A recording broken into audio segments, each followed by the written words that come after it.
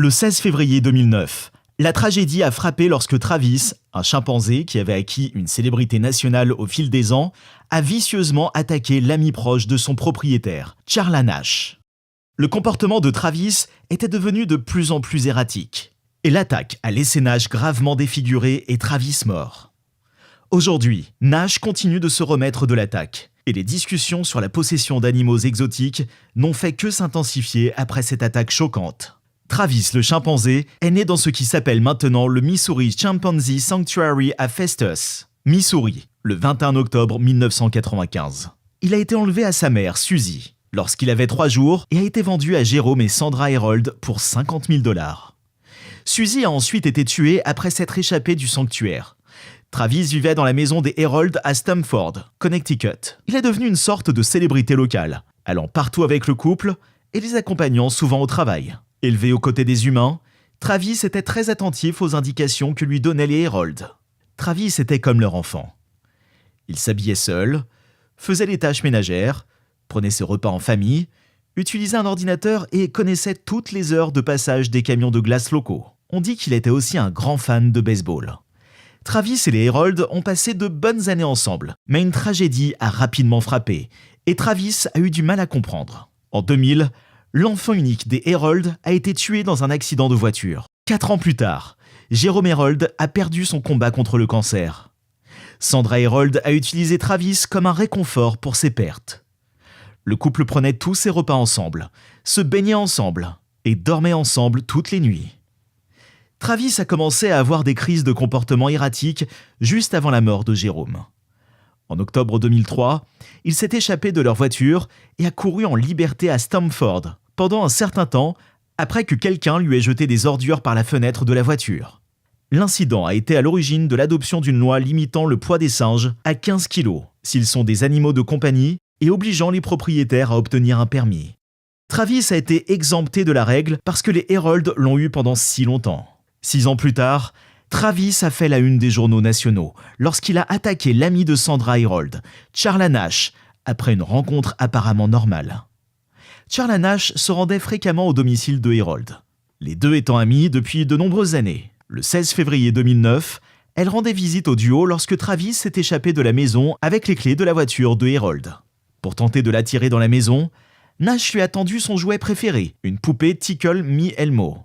Bien que Travis le chimpanzé ait connu la poupée, Nash avait récemment changé ses cheveux, ce qui a pu le troubler et l'effrayer. Il l'a attaqué à l'extérieur de la maison et Sandra Herold a dû intervenir. Elle a frappé avec une pelle avant de poignarder Travis dans le dos avec un couteau. Elle se souviendra plus tard. Pour moi, faire quelque chose comme ça, c'était comme m'en mettre une dans le cœur. Elle a appelé le 911 et a dit à l'opérateur que Travis avait peut-être tué Nash. Les services d'urgence ont attendu que la police arrive pour aider Nash. À leur arrivée, le chimpanzé a essayé de monter dans la voiture de police, mais la porte était verrouillée.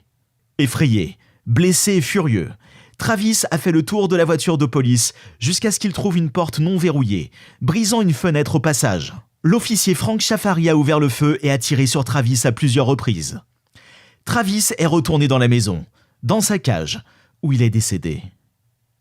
Dans les jours qui ont suivi l'attaque, la victime de Travis le chimpanzé, Charles Nash, a dû subir de nombreuses heures d'opération par plusieurs chirurgiens. Travis lui avait brisé presque tous les os du visage, arraché les paupières, le nez, la mâchoire, les lèvres et la majeure partie du cuir chevelu. L'avait rendu aveugle et lui avait retiré une main et la majeure partie de l'autre. Ses blessures étaient si graves que l'hôpital de Stanford a proposé au personnel qui l'a soigné des séances de thérapie. Après avoir sauvé sa vie et réussi à rattacher sa mâchoire, elle a été envoyée en Ohio pour une transplantation faciale expérimentale. La tête de Travis a été transportée dans un laboratoire d'État pour y être examinée, alors que l'enquête sur l'attaque se poursuit.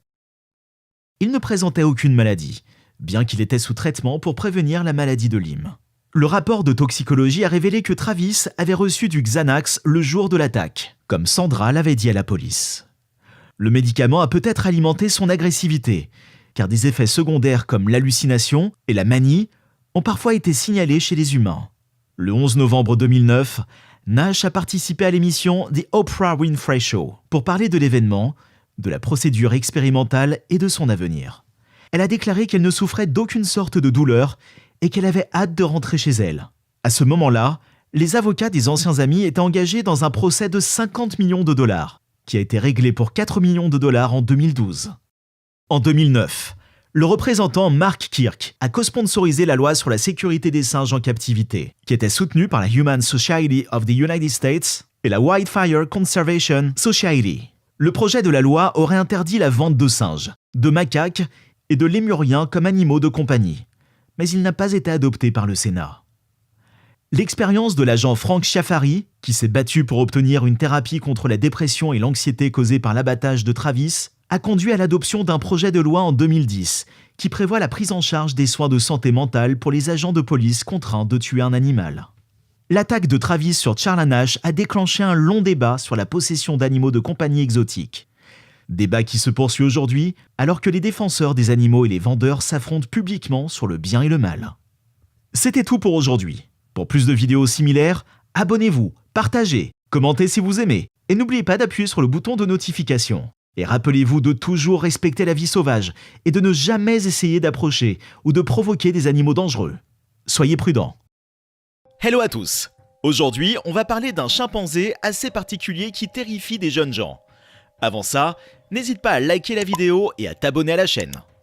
Le 16 février 2009, un chimpanzé de 2000 livres, qui s'appelle Travis, attaque brutalement l'ami de son propriétaire, Charlotte Nash, qui produit une défiguration. Travis, le chimpanzé, est né le 21 octobre 1995 dans la petite ville de Festus, Missouri. Le chimpanzé a été enlevé à sa mère à seulement 3 ans avant d'être acheté à un éleveur par Jérôme et Sandra Herald. Le prix, $50. L'amour des Harold pour Shem a commencé environ 25 ans avant cette époque, dans les années 1970. Sandra et son mari avaient amassé une fortune grâce à leurs diverses entreprises automobiles à Stamford, Connecticut, et sont largement considérés comme des entrepreneurs accomplis. Malgré leur succès financier, le couple avait une passion pour les sensations fortes et traversait régulièrement le pays pour que Sandra puisse participer à des courses de barils semi-professionnels lors de divers rodéos. Et c'est au cours de l'une de ces aventures que Sandra a rencontré 2 personnes qui ont exercé une profonde influence sur son avenir. Le premier d'entre eux est celui où elle a rencontré la jeune et libre d'esprit Charlotte Nash, qui traversait le pays à travers une compétition de rodéo. À partir de là, le couple deviendra inséparable et deviendra de très bons amis. Aussi, c'était en faisant un événement de rodéo que Sandra aura sa deuxième rencontre. Celui où un chimpanzé charismatique, vêtu d'une tenue de cow-boy, étourdissait le public en galopant autour de l'arène à cheval. Un acte qui fascinait tellement Sandra qu'elle a réussi à trouver un moyen dans les coulisses de rencontrer le chimpanzé et son propriétaire après leur performance. Elle offra à Travis des bonbons gélifiés, qu'il accepta volontiers. Et le chimpanzé se blottit rapidement contre elle à cause de ce gentil geste. Quelques jours plus tard, Sandra assiste à un autre spectacle au cours duquel le chimpanzé aperçoit Sandra et saute sans hésitation de son cheval pour courir directement dans ses bras. Et c'est à ce moment-là que Sandra a eu le déclic de garder Travis comme animal de compagnie. Jérôme ayant accepté l'adoption, Travis fera désormais partie de la famille. De l'allaitement au biberon, à même le mettre dans un berceau dans leur propre chambre pour les siestes, Travis jouirait de privilèges équivalents à ceux d'un enfant humain, dès le début de sa nouvelle vie. Parce qu'il grandissait exclusivement parmi les humains, Travis continuera à faire preuve d'aptitudes sociales exceptionnelles, démontrant sa maîtrise de tâches telles que l'utilisation des clés, l'habillage, le jardinage et même le toilettage des chevaux. Il était régulièrement présent aux repas de famille et reçut même son propre verre de vin. Il avait un amour pour la crème glacée si immense qu'il mémorisait les horaires des camions de glace. Et comme si toutes ces activités n'étaient pas assez humaines, Travis finit par développer la capacité à utiliser plusieurs formes de technologie, comme regarder ses photos préférées sur un ordinateur ou même regarder ses émissions de télévision préférées pour se divertir. En plus de cette liste déjà incroyable de ses capacités, Travis avait une passion pour le baseball et était même capable de conduire une voiture. La famille s'est donné beaucoup de mal pour adapter leur demeure aux besoins d'un jeune chimpanzé. Ils ont construit une chambre spacieuse et sécurisée à l'arrière de la maison.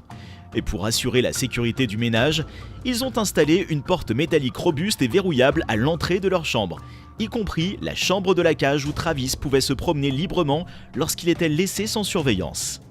Quand Sandy et Jérôme étaient présents, Travis avait un accès illimité à tout l'espace, où il pouvait ramper sur les jointures du canapé du salon à la cuisine, se balancer entre les pneus et les cordes dans sa chambre jusqu'à son lit.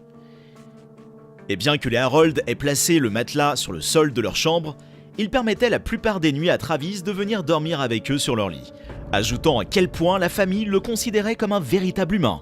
Travis devint rapidement une figure appréciée du foyer en raison de ses compétences sociales exceptionnelles et de son comportement adorable. Sa renommée continuera de croître alors qu'il travaillait sur plusieurs publicités et émissions de télévision en tant qu'acteur animalier, y compris des publicités Coca-Cola et des apparitions dans des programmes populaires à la télévision. De temps en temps, la plus proche amie de Sandra, Charlotte, passait lui rendre visite accompagnée de sa fille Brianna.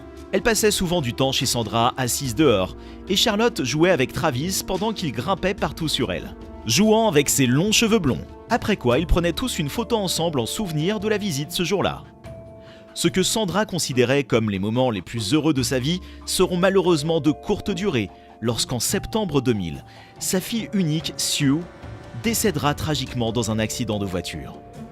À la suite de la disparition prématurée de sa fille, Sandra se rapprochera naturellement encore plus de Travis. Au fil du temps, Travis avait vraiment aidé Sandra dans le processus de deuil. Et bien qu'il grandisse rapidement, il ne posa aucun problème à qui que ce soit. Cependant, le premier signe de trouble se présenta 3 ans plus tard lorsqu'un accident se produit, ce qui fera réagir Travis de manière agressive. Sandy allait avec lui à l'atelier de remorquage familial. Quelqu'un est passé et a jeté une bouteille dans la voiture, obligeant Travis à déboucler sa ceinture de sécurité, à sauter et à se jeter sur un passant. Il roula ensuite au milieu de la route, monta sur les voitures et poursuivit même des policiers qui avaient été appelés sur les lieux. Malgré des tentatives répétées pour l'attirer dans la voiture, Travis continue à sauter et à semer le chaos pendant plusieurs heures avant de se fatiguer et remonter tout seul dans la voiture. La police, qui connaissait Travis en raison de sa popularité, finit par considérer l'incident comme un comportement ludique. 2 ans après cet incident, Sandy sera dévastée d'apprendre que son mari porte un cancer de l'estomac. Il en décédera tragiquement quelques jours plus tard. Sa mort a provoqué à Sandra une profonde dépression et l'amena à s'appuyer sur Travis pour obtenir un soutien émotionnel, tout comme elle avait fait lors du décès de Sue. Il est important de garder à l'esprit qu'un chimpanzé adulte a une force équivalente à celle de 4 hommes. En effet, leurs muscles contiennent plus de fibres à contraction rapide que les humains. Et malgré le fait que Travis était bien socialisé, il est toujours un chimpanzé. Et s'il devait un jour craquer, il serait une véritable force avec laquelle il faudra compter, surtout compte tenu de ses hormones déchaînées à l'âge adulte. Ces préoccupations réelles amenèrent Sandra à être contactée par les autorités sur le danger potentiel de continuer à garder Travis comme animal de compagnie. Mais bien sûr, comme une mère venant à la défense de son enfant, Sandra les convainc que Travis n'était pas du tout enclin à la violence et qu'il était différent des autres chimpanzés, confiant qu'elle pourrait le gérer si jamais les choses tournaient au sud. Peu de temps après la mort de Jérôme, Sandra obtint un emploi à Charlotte dans son entreprise de remorquage. Elle lui donna également les clés de l'appartement que Jérôme avait construit pour Sue, car non seulement le couple était comme des sœurs à ce stade, mais Sandra, récemment veuve, avait clairement soif de compagnie. Ainsi, Sandra a enfin un nouveau départ et sa vie peut commencer. Charlotte rendait souvent visite à Sandra et Travis, et le gardait même parfois, même si elle ne se sentait jamais totalement en sécurité autour du puissant chimpanzé. Nous sommes le 16 février 2009, et Travis, maintenant âgé de 14 ans, a naturellement grandi pour devenir très différent de l'adorable bébé chimpanzé auquel tout le monde était habitué. Mesurant 153 cm et pesant une centaine de kilogrammes, Travis passait maintenant la majeure partie de ses journées à se livrer à la malbouffe et à regarder la télévision. Or, n'oublions pas qu'il s'agit d'un chimpanzé physiquement supérieur à nous. Un jour, Sandra rentre du travail et remarque que Travis est inhabituellement perturbé et détaché. Il ne montre aucun intérêt à regarder la télévision. Il ne répond pas non plus à des activités qui l'excitent généralement. Au lieu de cela, il arrache les clés de voiture et commence à courir frénétiquement autour des voitures dans la cour, suppliant d'être emmené en voiture comme un enfant gâté. Préoccupée par son comportement hyperactif, Sandra donne à Travis un comprimé de Xanax en le glissant dans une tasse de thé. Pour info, le Xanax est un tranquillisant à action immédiate habituellement prescrit pour les moments de panique et l'anxiété. Il a été utilisé pendant des décennies de manière controversée sur les animaux sauvages, et bien que la pratique soit souvent méprisée par beaucoup, elle se produit encore dans de nombreuses régions du monde aujourd'hui.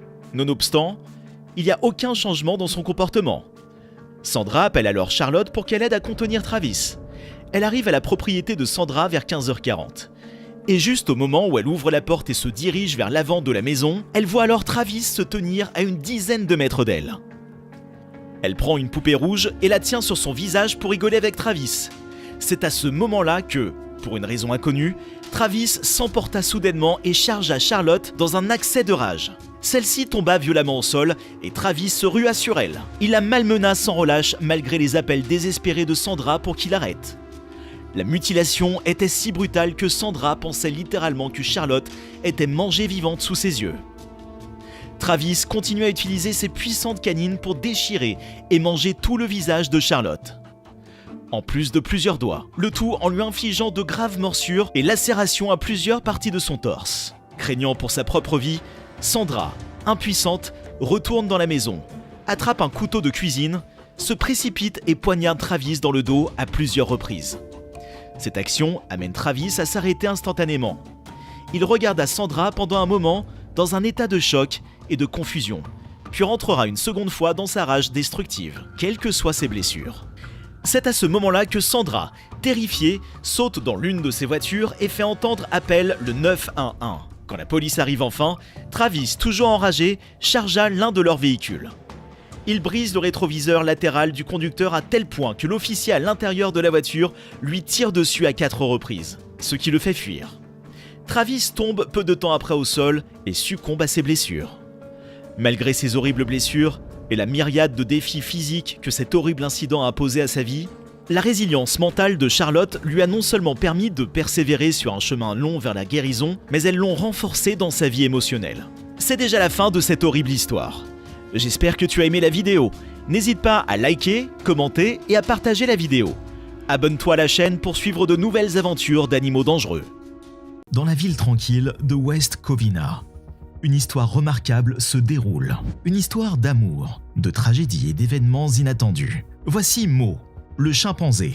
Un chimpanzé bien aimé qui a conquis le cœur de ses parents adoptifs, St. James et LaDonna Davis. Leur histoire a pris une tournure inimaginable lorsqu'une visite à Mo a donné lieu à une rencontre terrifiante qui s'est soldée par une attaque brutale d'un animal qui restera jamais gravé dans l'histoire. Rejoignez-nous pour découvrir le parcours captivant et éprouvant de Mo le chimpanzé, un récit qui vous laissera pantois et ému. Un chimpanzé a été élevé comme leur fils par St. James et LaDonna. Un couple marié, l'une des plus grandes attaques d'animaux contre une personne jamais documentée, résultera finalement de leur affection implacable pour l'animal sauvage. C'est à West Covina, en Californie, que St. James et LaDonna se sont rencontrés pour la première fois, avant d'obtenir ensemble leur diplôme de fin d'études secondaires. Malgré leur longue relation, St. James hésitait à s'installer en tant que pilote de NASCAR et passionné d'automobile. Il pensait que le fait de se marier l'empêcherait de poursuivre ses intérêts. Cependant, ils ont cédé à la pression et se sont mariés dans une modeste église en briques de leur ville natale en 1966. St. James a changé d'avis et n'a pas célébré leur mariage. Au lieu de cela, il travailla toute la journée sur des automobiles avec son véritable amour. Cet événement a provoqué un émoi dans la région, faisant de Saint-Jacques le sujet de conversation et laissant à tous un goût amer dans la bouche. C'est en cherchant un moyen d'échapper aux désagréments de la ville que Saint-Jacques a découvert un remède dans une annonce de journal. Pour un voyage au long cours, un navire commercial recherchait des membres d'équipage supplémentaires et l'entreprise prenait tous les frais à sa charge. Il s'est empressé de rejoindre l'équipe et a entrepris un voyage à travers le monde après avoir reconnu qu'il s'agissait d'une opportunité. Saint-Jacques a vécu un événement inattendu qui a changé sa vie alors qu'il était en mer. Cet incident est à l'origine de sa déchéance et de l'amour qu'il éprouvera toute sa vie. Le navire a connu un dysfonctionnement qui l'a contraint à atterrir en Tanzanie, alors qu'il s'approchait des côtes africaines. James a dû y rester quelques jours et a fait la connaissance de plusieurs chasseurs tanzaniens en se joignant à eux lors d'une chasse dans les bois. Après la mise bas d'une femelle chimpanzé, les chasseurs tanzaniens l'ont tué, laissant le jeune chimpanzé survivre seul. St. James a décidé de s'occuper de l'animal après s'être senti mal à l'aise face à ce qu'il avait vu. et le reste appartient à l'histoire. Il était difficile de rentrer chez soi, mais St. James a pu contacter des missionnaires allemands qui l'ont aidé à réserver un vol pour Los Angeles. Mo, le chimpanzé, que St. James a nommé à ce moment-là, était déjà son fils. Estelle, la mère de St. James, l'a accueilli à son arrivée à l'aéroport. L'Adona était avec elle, en proie à la fureur et au désespoir. Bien que l'Adona soit furieuse, elle ne peut s'empêcher de remarquer que St. James transporte un chimpanzé nouveau-né à la place de ses bagages. L'atmosphère entre l'Adona et St. James était difficile, mais l'animosité de l'Adona s'est atténuée lorsque Mo est entré dans leur vie. Très vite, Estelle et la mère de l'Adona, qui étaient de bonnes amies, tombèrent profondément amoureuses de Mo, et l'Adona fit de même. Après leur réconciliation, St. James et l'Adona se sont mariés lors d'une cérémonie simple le 6 juin 1970, Mo servant de témoin. Ce mariage a marqué le début d'une famille unique mais heureuse. Les nouvelles tragiques, cependant, arrivent rarement à un moment opportun. L'Adona a reçu un diagnostic de cancer 1 an après leur mariage.